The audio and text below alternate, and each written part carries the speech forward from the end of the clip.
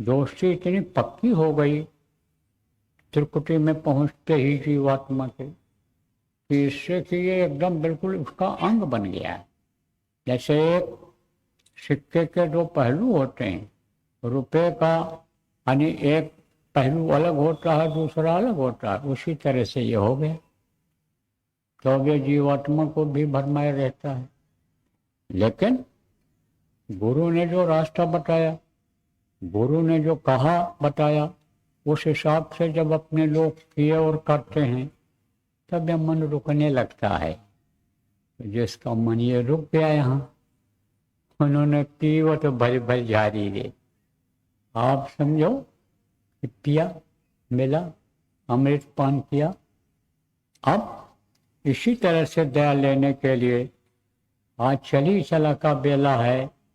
आप लोग जो साधक हो, जा रहे हो अपने अपने वतन पर, घर पर, जहाँ आपका परिवार है, बच्चे हैं, जहाँ आपका कुनबा है, जिनके साथ आपका लेना देना है, कई जन्मों का कर्म का अदा करना जरूरी है। अदा करने के लिए जा रहे हो, वहाँ भी इसी तरह से आदत बनाए रखना। और वहाँ भी पीना, वहाँ भी पीना।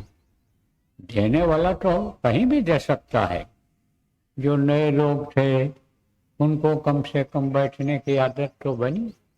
जो इधर उधर घूमते रहते थे, जिनका मन यानी समझो एक सेकंड नहीं रुकता था, यहाँ जब देर तक बैठे तो कम से कम काबू तो लगा मन पर। तो कुल मिलाकर के प्रेमियों, इस गुरु पूर्णिमा के आयोजन में अब की बार लोगों को आध्यात्मिक लाभ जिसको कहते हैं वो मिला है, संतुष्टि है। अब देखो, जो नए लोग आए हो या पुराने ही हो, कच्चे हो अभी। कच्चे किसको कहते हैं?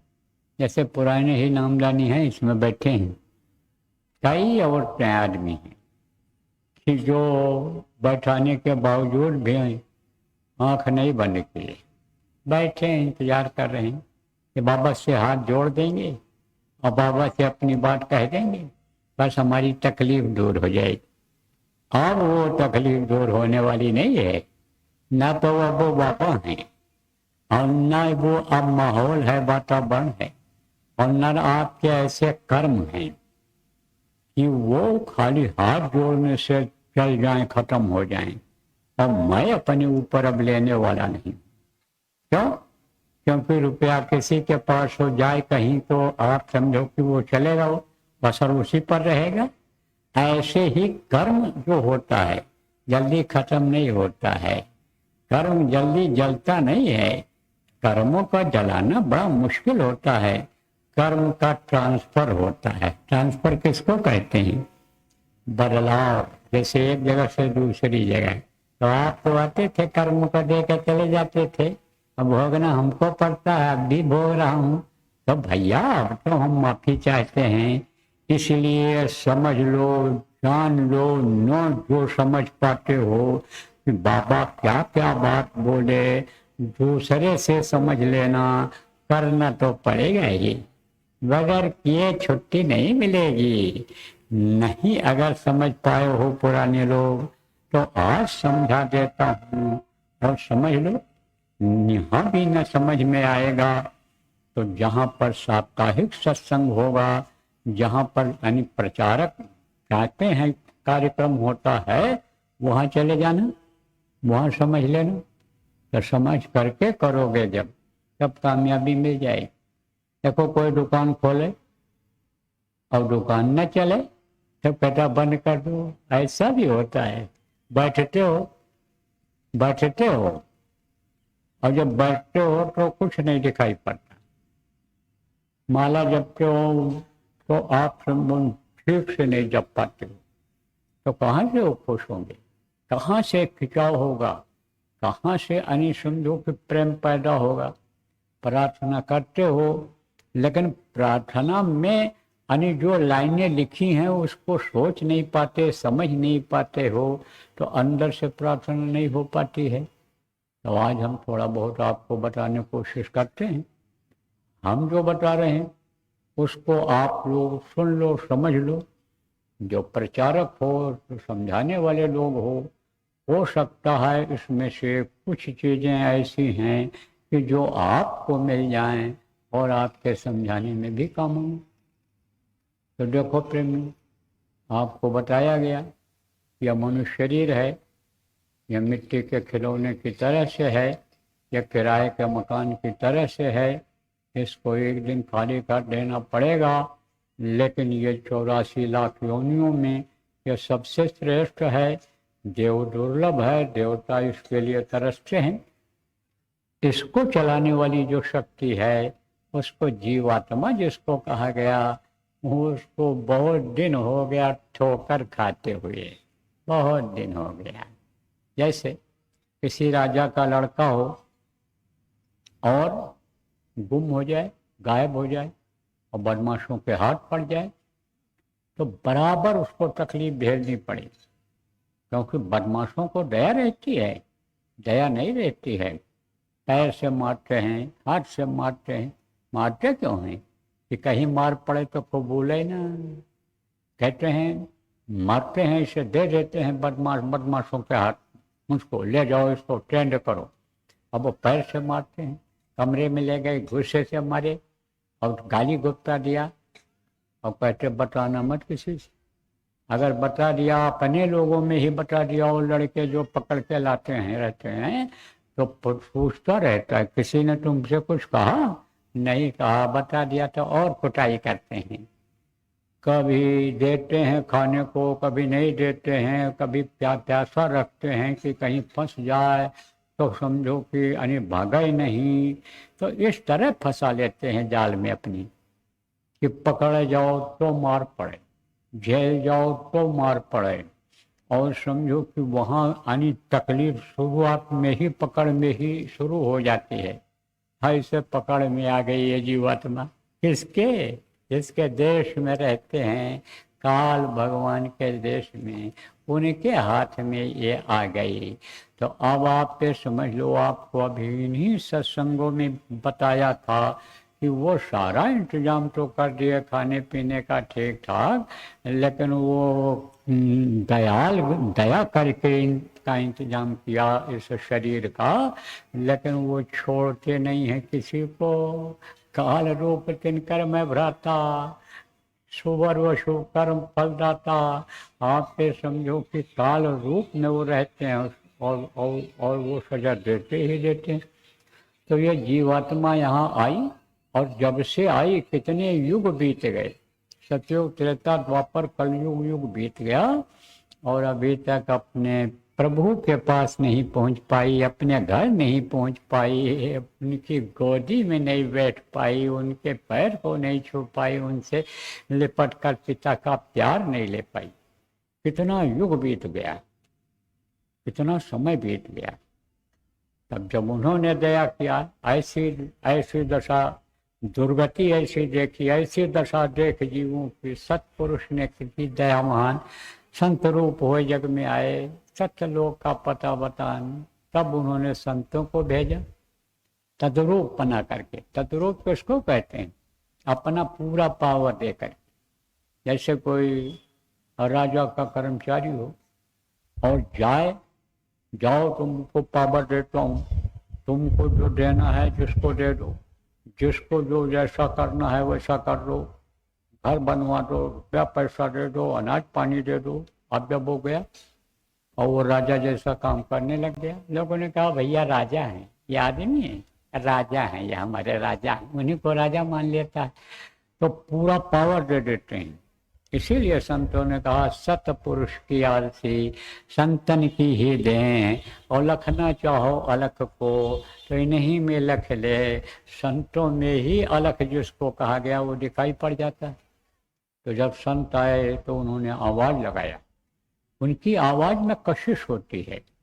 लिखा है ना सतयुग के बारे में, लिखा है यानी समझो भविष्यवाणी में ये चीज लिखी हुई है कि 14वीं सदी के आखिर में एक सफेद पोश फकीर अपने हुजूम को लेकर कहर दरिया को पार करेगा उस समय पर सड़कें काली हो जाएंगी, मकानों से नाचने गाने की आवाज़ आने लगेगी और उसके यानी जुबान में इतना लुत्फ होगा, इतना आकर्षण होगा उसके जबान में कि कब्रिस्तान से मुर्दे भी खड़े हो जाएंगे, बक करके पहुंच जाएंगे उसके पास। उसके बाद में यानी वो सतयुग लाएगा, अच्छा वक्त लाएगा। तो ऐसे ही समझ लो आप, घूरों से भी हीरे मोती। घूर किसको कहते हैं? कचरा की जो जगह होती है, बड़े बड़े कचरे के ढेर होते हैं, उसको घूर कहते हैं। वहाँ से भी हीरे मोती निकल आएंगे। कचरे के अंदर हीरा कोई डाल दे, मोती डाल दे, तो कोई बिखेर के कचरे को, गंदगी को निकालता है। लेकिन जब कोई बता देगा कि इसमें ये चीज़ मिल सकती है, मिट्टी में, पत्थर में देखो हीरा लोग खोजते रहते हैं, जब कोई बता देता है कि यहाँ हीरा मिल जाता है तो चले जाओ पन्ना में, देखो घूमते रहते हैं, वो मिट्टी छानती रहती हैं और सही। तो अब आप इस बात को समझो कि मैं आपको बता रहा था कि लुप्त होगा, उसके मुंह में लुप्त होगा कि कब्रिस्तान से मुर्दे खड़े हो जाएंगे। कब्रिस्तान किसको कहते हैं? जहाँ मुर्दा जलाया जाता है। तो पेट को लोगों ने कब्रिस्तान बना दिया विश्व में। कैसे? किसी जानवर को मार दो तो उसको क्या कहेंगे? जिंदा कि मुर्दा? जान जब निकल गई, बकरा की जान निकल गई, मुर्गा की जान निकल गई, तब उसको क्या कहोगे? जिंदा कि मुर्दा? मुर्दा कहा जाता है। बच्चे का प्राण निकल गया तब उसको जिंदा कहोगे? मुर्दा कहोगे। तो मुर्दा को लोग खा जाते हैं। अब जहाँ मुर्दा खाते हैं वो स्थान पर क्या रहता? अग्नि रहती है, पेट में आग रहता है, तो वहाँ पर वो जा कर के जलता है। तो क्या हुआ? वो कब्रिस्तान हो गया। लेकिन बड़े बड़े मांसाहारी और बड़े बड़े समझो कि है कि जो है शराबी और व्यभिचारी और ये कुकर्मी, गुरु महाराज ने जब आवाज लगाया दौड़ पड़े और आए बैठे। ऐसे बदलाव आया कि जैसे महात्मा की एक बात से अंगुलमाल और वाल्मीकि जैसे डाकू बदल गए।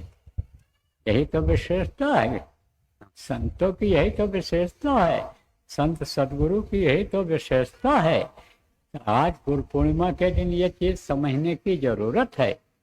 तो जब आए संत आए तो उन्होंने आवाज लगाया तो वो सब दौड़ पड़े। उन्होंने इस बात को बताया कि तुम यहाँ पे नहीं हो, तुम्हारा घर यहाँ नहीं है, तुम्हारे ये पिता नहीं हैं जिनको पिता समझते हो। ये घर को, जिसको मिट्टी और पत्थर के घर को अपना समझते हो, ये घर तुम्हारा नहीं है। तुम्हारा घर और कहीं है, तुम्हारे पिता और कहीं हैं। मैं तुमको लेने के लिए आया हूँ, बुलाने के लिए आया हूँ, चलो। तब पिता की याद आ जाती है। बच्चा पिता के साथ रहता था, यानी ऐश आराम से रहता था, और राजा का बेटा राजसी जैसे राजकुमार, राजसी भोगता था, राजकुमार कहलाता था। तो वो बातें फिर उसको याद आई कि यहाँ हम चटनी रोटी खा रहे हैं, यहाँ हम जंगल में पड़े हैं, झोपड़ी में पड़े हैं, यहाँ फटा पुराना कपड़ा हमको दिया जाता है, यहाँ वेश हमारा बदला जाता है। कभी हमको भिखारी, कभी हमको समझो कि कोढ़ी और पहेज बना करके समाज में भेजा जाता है। जाओ पता लगाओ कि चोरी कहाँ हो सकती है, क्या बात हो रही है डकैतों के हमारे बारे में, ये सब कहो। ये जो हमको बहुरूपिया बनाया जाता है, हम यहाँ तकलीफ झेल रहे हैं और वहाँ कैसे सुख से थे। तो जब ये याद दिलाते हैं महात्मा, तब इस जीवात्मा को याद आ जाता है अपना घर, अपने पिता। तब वो जीवात्मा कहती है संतों से, अंदर अंदर में बात होती है। कुछ लोगों को बाहर से भी मौका मिल जाता है, लेकिन आप जैसी इतनी भीड़ में हम अगर किसी से कोई बात कहना चाहें आपके बीच में जा करके, तो यह संभव नहीं होगा। तब वो अंदर अंदर रोती है, अंदर अंदर कहती है, ठीक है हमको अब याद आ गया, हमारे समझ में आ गया, लेकिन हम पिता के पास अब पहुंच कैसे पाएंगे?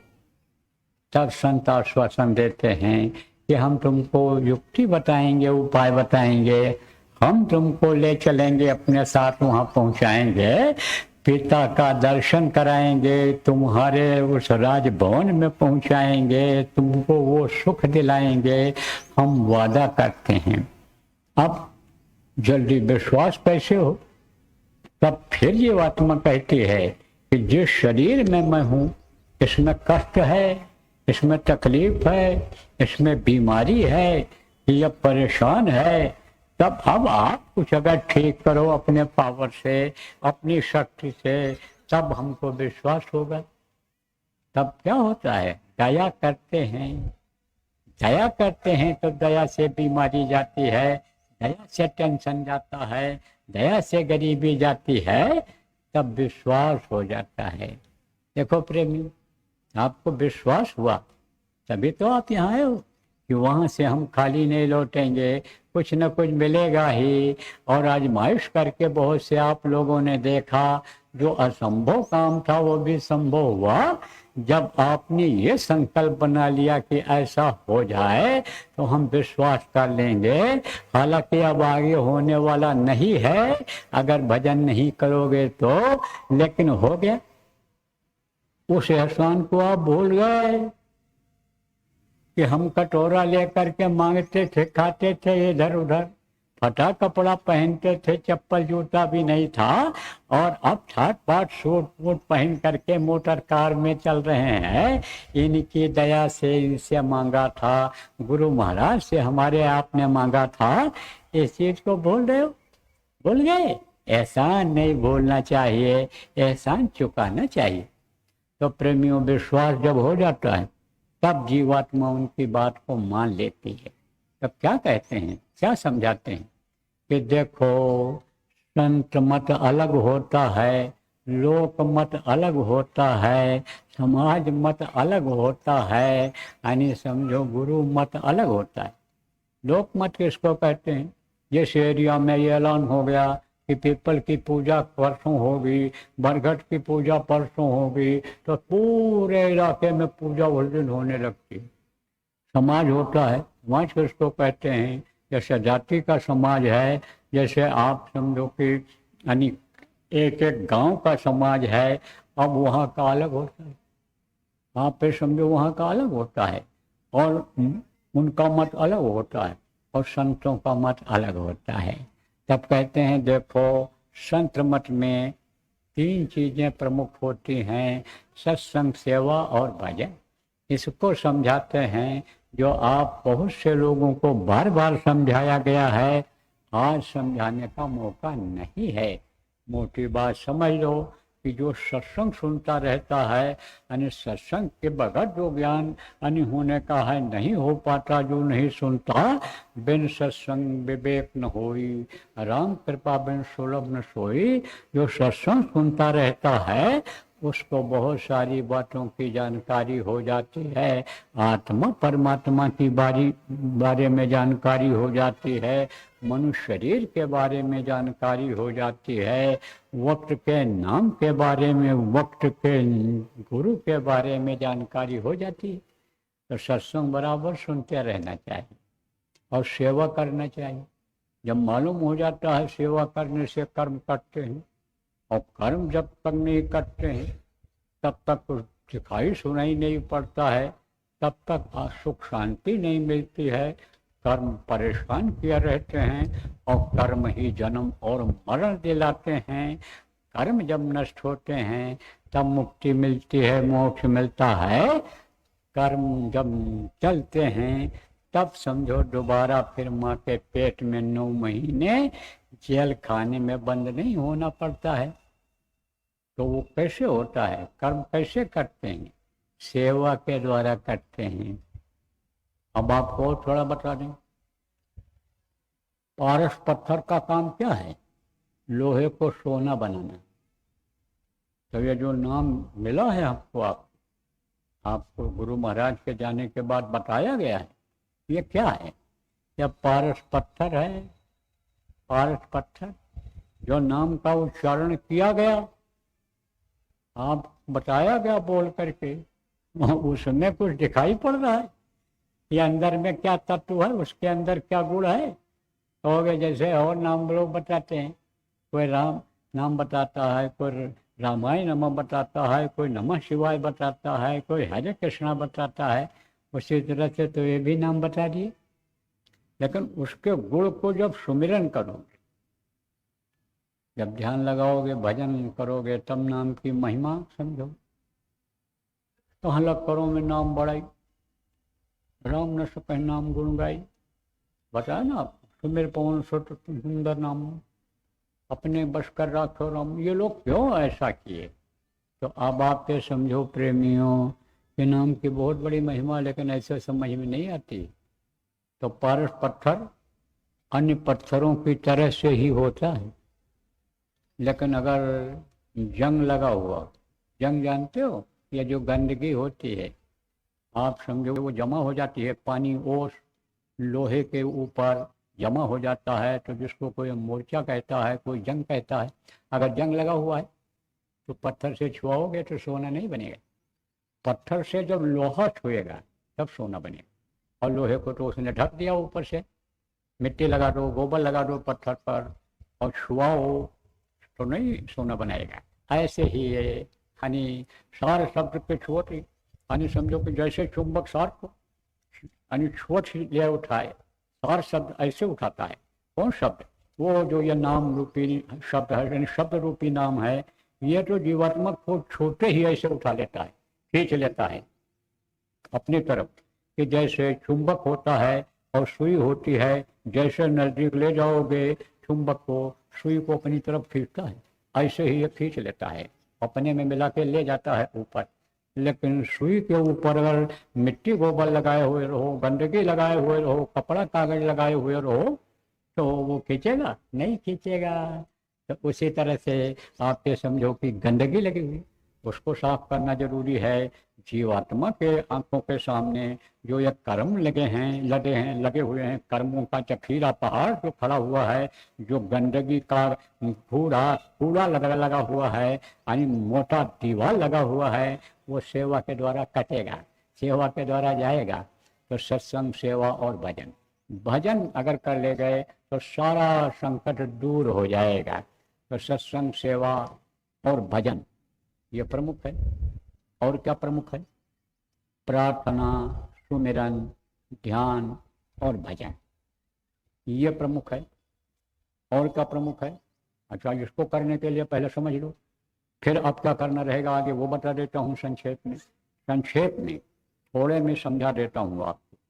देखो, प्रार्थना सबको याद होना चाहिए, और ये जो तड़प की प्रार्थना है, जिन प्रार्थनाओं का मतलब है, जैसे पुराने समय पर गुरु महाराज के समय पर यानी समझो कि प्रार्थनाएं की जाती थी, उस वक्त पर लोग जो साधक लोग थे, जो उन्होंने देखा, सुना, समझा, वैसी प्रार्थना बना दी। उन प्रार्थनाओं को बोलना चाहिए। किताबें भी जैसे आप समझो कि उसकी हैं, छुप गई हैं, प्रार्थना चेतावनी संग्रह, प्रार्थना भी है और चेतावनी भी है। अब प्रार्थना और चेतावनी में क्या अंतर है यह भी बता दें, कि जैसे कोई सो रहा हो या यानी समझो बेहोशी में हो, और ऐसी कोई चीज बोल दो उसको कि जिससे होश में आ जाए। जैसे कोई सो रहा है, ओ भाई जग जाओ जग जाओ जग जाओ, तो जल्दी नहीं जगेगा, तो गाली दे दो, नालायक तरह के, अरे तो चेतन हो जाएगा। है तो गाली किसने दिया? आप किसी से कहो कि तुम मर जाओ, तो कहेगा है मर जाएंगे। और कहोगे दीर्घायु रहो, 70 वर्ष 100 वर्ष जियो, जब वो होश में आएगा, कहेगा आशीर्वाद तो दे रहे हैं। तो वो चेतावनी जो होती है वो याद दिलाती है कि मौत हमारी आएगी, जैसे छोड़कर संसार जब तू जाएगा, कोई न साथी तेरा साथ निभाएगा। यह प्रार्थना है। और प्रार्थनाएं जो बोली जाती हैं, जिसमें प्रार्थना किया जाता है कि हमारे ऊपर दया करो, दया की नज़र करो मेरी ओर, मेहर की नज़र करो मेरी ओर, ये प्रार्थना है। तो प्रार्थना अलग होती है, चेतावनी अलग होता है। तो प्रार्थना अगर बोला जाए तो ऐसे याद जब किया जाता है तो लिख लिया जाता है, या लिखे हुए से याद किया जाता है, या सुने हुए से याद किया जाता है। तो वो जब याद हो जाए, मान लो सुनने से भी याद अगर हो गया, तो एक एक लाइन को जब पढ़ा जाए, जब गाया जाए, पढ़ा ना जाए, गाया जाए, जब बोला जाए, तब सोचा जाए कि भाई इसका मतलब क्या है, इसका अर्थ क्या है, उसको समझा जाए। और अगर पढ़ करके याद किया जाए तो फिर पढ़ा जाए बोलने के बाद, और उस लाइन को समझा जाए। तो उससे क्या होता है कि यानी समझो कि उससे मिलने की इच्छा होती है, तड़प होती है।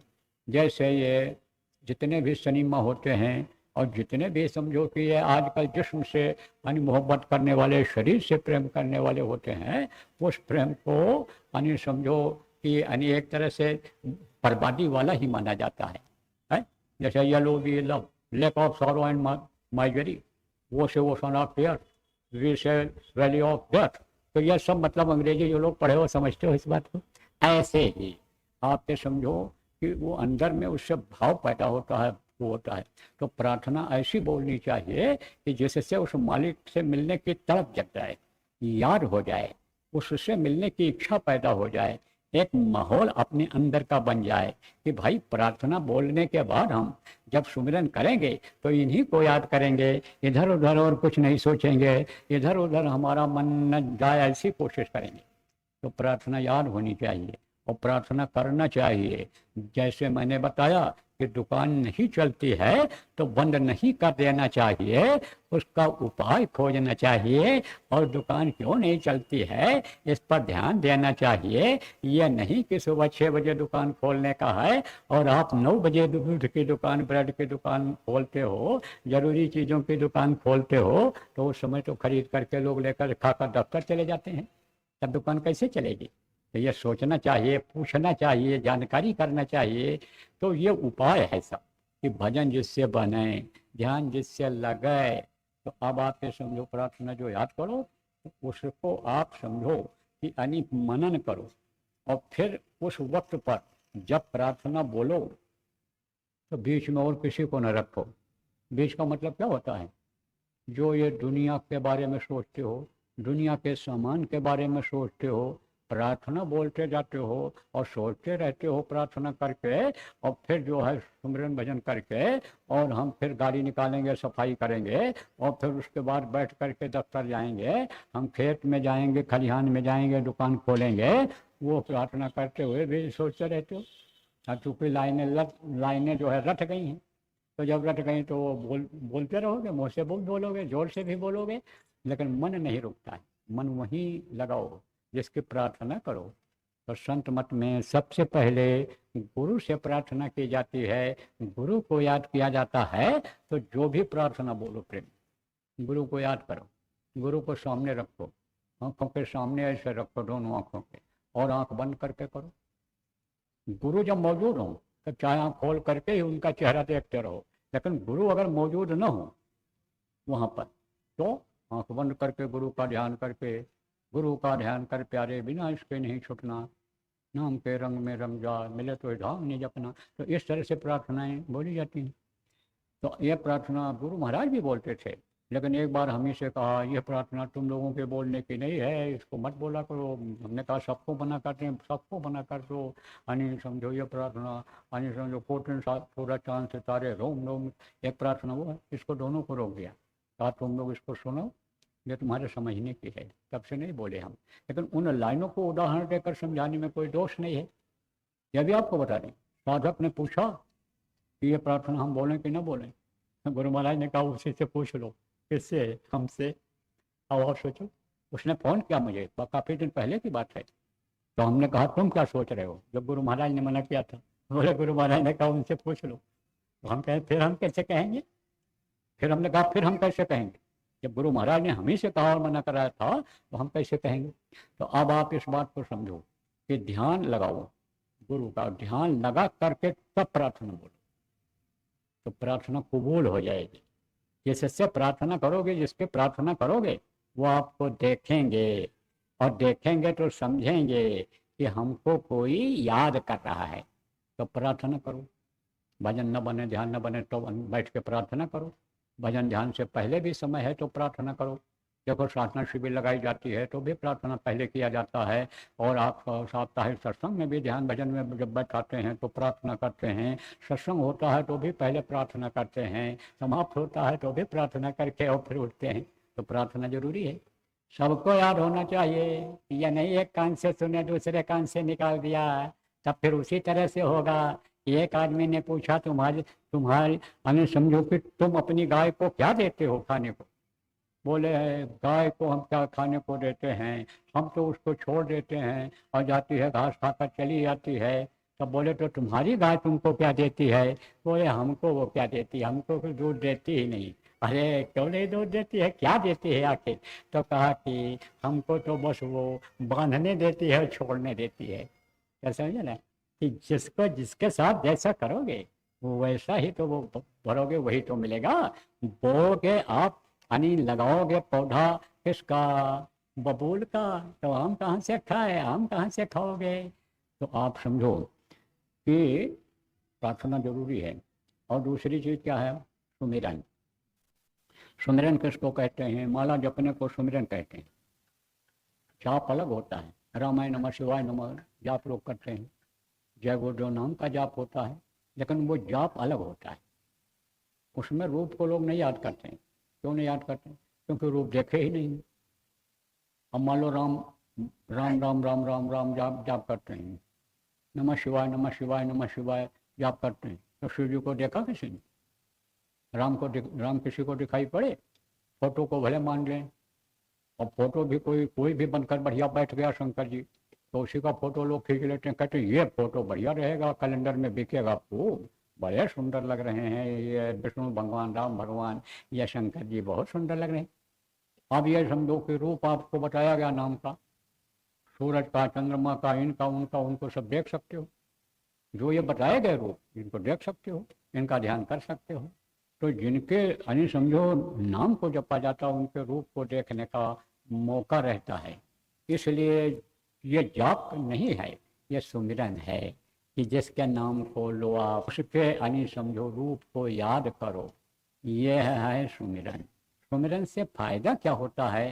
सुमिरन से खिंचाव अंदर से होता है। कहाँ से खिंचाव होता है?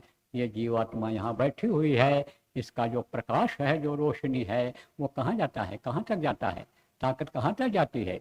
इस शरीर के अंगूठे के अगले हिस्से तक जाती है।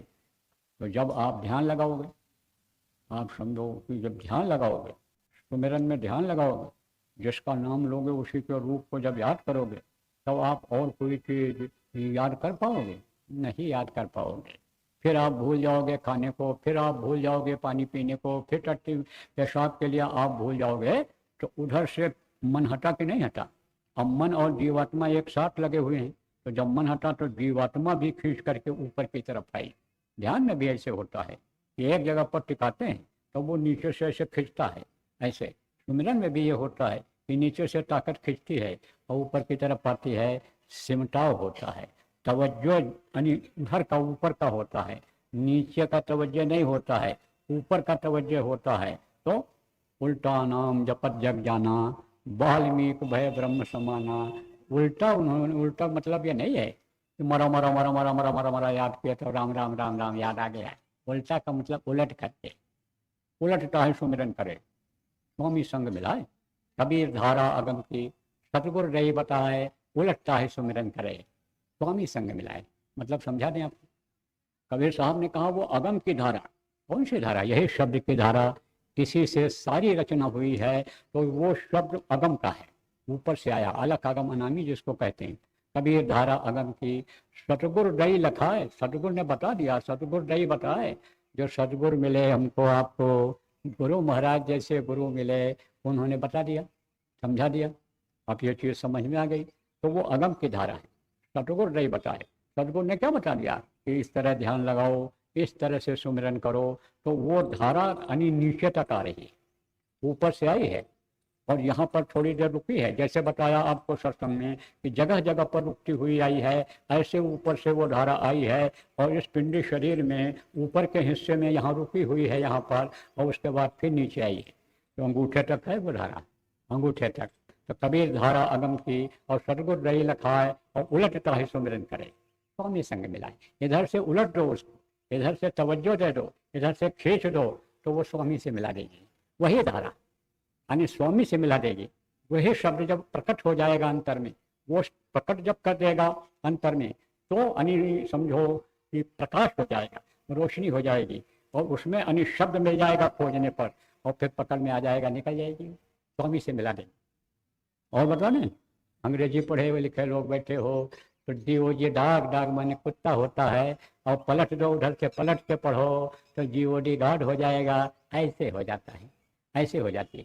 तो सुमिरन में ही ये नीचे से आती है ऊपर को, और वहीं पर रुक जाती है। सुमिरन से आगे नहीं बढ़ पाते हैं लोग, नहीं बढ़ सकते। सुमिरन से उद्धार नहीं हो सकता है, लेकिन सुमिरन इसीलिए किया जाता है कि कम से कम माहौल तो बने। सत्यनारायण की कथा होने को होता है तो पहले जाते हैं, बुलावा देते हैं कि हमारे यहाँ सत्यनारायण की कथा होगी, तो लड़के प्रसाद के चक्कर में ही आकर के दरवाजे पर बैठ जाते हैं, खेलने लगते हैं और देखने लगते हैं। कार्रवाई शुरू होते होते मालूम हो जाता है कि यहाँ पर कुछ होने वाला है। केला की पत्ती, आम की पत्ती, और ये जो है बांस, और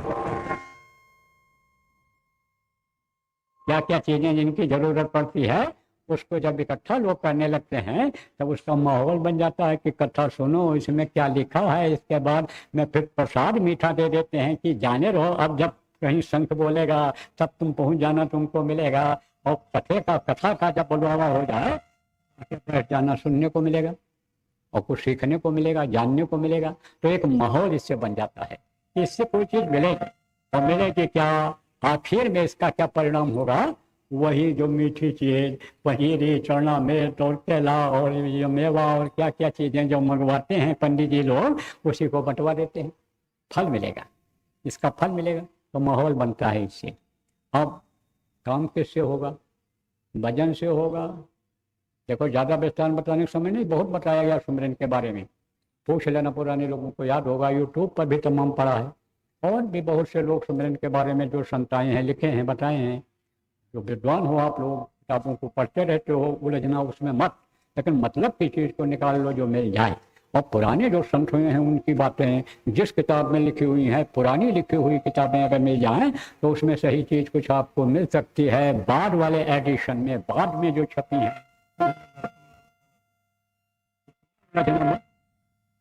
तो वो चातुरीपन आ जाएगा, सोच लगाने लड़ाने वाली बात आ जाएगी। वही बात आ जाएगी कि पढ़ना लिखना चातुरी, यह तो काम सहज, और काम जलन मन बश करन गगन चढ़ना मुश्किल हो जाएगा, गगन में चढ़ना, ऊपर जाना मुश्किल हो जाएगा। तो मोटी मोटी बात समझो कि सुमिरन बढ़िया से कर लिया जाए, कोई बहुत कठिन नहीं है, कोई किताब नहीं पढ़ना, वेद के यानी श्लोक नहीं पढ़ना है, कोई सामान मुहैया नहीं करना है जो कथा भागवत सुनने के लिए किया जाता है। तो सुमिरन कर लो, प्रार्थना कर लो, और फिर उसके बाद सुमिरन कर लो, सुमिरन कर लो आप, और उसके बाद में ध्यान लगाओ। तो ध्यान और भजन ये मुख्य है, सबसे ज़्यादा भजन मुख्य है, क्योंकि ध्यान में भी अटक जाता है। बहुत से ऋषि मुनि ध्यान ही लगाते थे और अटके पड़े हैं, रास्ते में अटके पड़े हैं, ऊपर नहीं जा सकते। जब वो नीचे आएंगे, 9 महीने माँ के पेट में कैद में रहेंगे, बंद रहेंगे, जन्मने की पीड़ा बर्दाश्त करेंगे, और सतगुरु मिल जाएंगे, माहौल ऐसा होगा, मन को रोक ले जाएंगे, भजन कर ले जाएंगे, जब तब पार हो पाएंगे। उसी में फंस भी सकते हैं, जैसे बाप, हाँ, जैसे अपने लोग देखो भी फंसे पड़े हैं यहाँ पर। अरे जब यहाँ से निकल के वहाँ पहुँचेंगे, लौटना नहीं होगा, तभी तो समझो मुक्ति मानी जाएगी, मोक्ष माना जाएगा, जीव का, आत्मा का कल्याण माना जाएगा। तो प्रेमियों समझो अब आप इस बात को कि ध्यान जो है कैसे लगाना रहेगा। जैसे बताया आपको, जीवात्मा यहाँ बैठी है, यहाँ दिखती यहाँ से है, तो सुराख होगा, छेद होगा, तभी तो दिखेगी। अरे भाई दूर कोई चीज़ हो और सुरंग है कोई, सुरंग के उस पार कोई चीज़ हो, कोई गाड़ी खड़ी हो सुरंग के, तो सुरंग के नज़दीक जब पहुँचोगे तब तो वो दिखाई पड़ेगी, गाड़ी घोड़ा बिल्डिंग जो भी हो, मंदिर हो, वो तभी तो दिखाई पड़ेगा।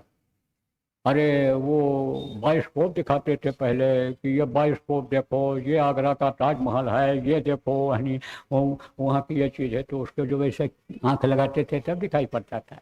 दूरबीन होती है, ऐसे जब उसमें से किनारे लगाओ आँख, तब दूर की चीज़ें दिखाई पड़ती हैं। तो ऐसे ही समझो, जैसे दूरबीन में लेंस दूर होता है, अंतर होता है देखने वाली जगत से, ऐसे ही जीवात्मा है। तो वह है सुराख। उस सुराख के पास में यही पूरी शक्ति जो बताया आपको फैली हुई है, इसको खींच करके लाना है, मन को मना करके, और मन के साथ ही वो फिर नीचे आएगी, मन के साथ ही नीचे वो गई है। अब कहोगे मन क्या है, चलो बता ही देते हैं। मन यह है काल का अंश, यह जीवात्मा प्रभु की अंश है। लेकिन जैसे आपको बताया कि राजा का लड़का और बदमाशों के हाथ पड़ गया, ऐसे इसके हाथ पड़ गई, और मन यह कहाँ मिल गया, त्रिकुटी ऊपर में है, जो सत्संग सुनते रहते हो, जानते हो आप लोग, वहीं से लग गया, तब से बराबर रहा है। पहले ये ब्रह्मांडी मन था, फिर ये अंडी मन हुआ, अब ये अनपिंडी मन हो गया, अब बहुत मोटा हो गया और साथ नहीं छोड़ता है। दोस्ती इतनी हो गई कि दांत की रोटी जिसको कहते हो, एक थाली में बैठकर खाने वाले दोस्त बन गए ये लोग। अब आप ये समझो कि जैसे मान लो एक दोस्त हैं और कोई तीखा खाता है, कोई मीठा खाता है, लेकिन मीठा यानी खाने वाला मीठा खाएगा, थाली में सब सामान रखा है, और तीखा वाला तीखा खाएगा, तो रहते तो एक साथ में है इस तरह से। अब यह है कि वो मीठा पसंद करता है, तीखा नहीं खाता है, और जो तीखा खाने वाला है, जो गंदगी का आहार करने वाला है, वो मन है। तो वही विषय में फंसाता है अंगों को। अब मन के साथ जीवात्मा लगी हुई है, तो वो बेचारी लाचार है, करे तो क्या करे, यानी पराधीन सुख सपने नहीं, पराधीन हो गई वो जीवात्मा। तो जब मन यानी समझो कि रोक हो गया, तो जीवात्मा खींचेगी, उसके साथ आएगी, और जब उसके साथ आएगी तब पावर बढ़ेगा।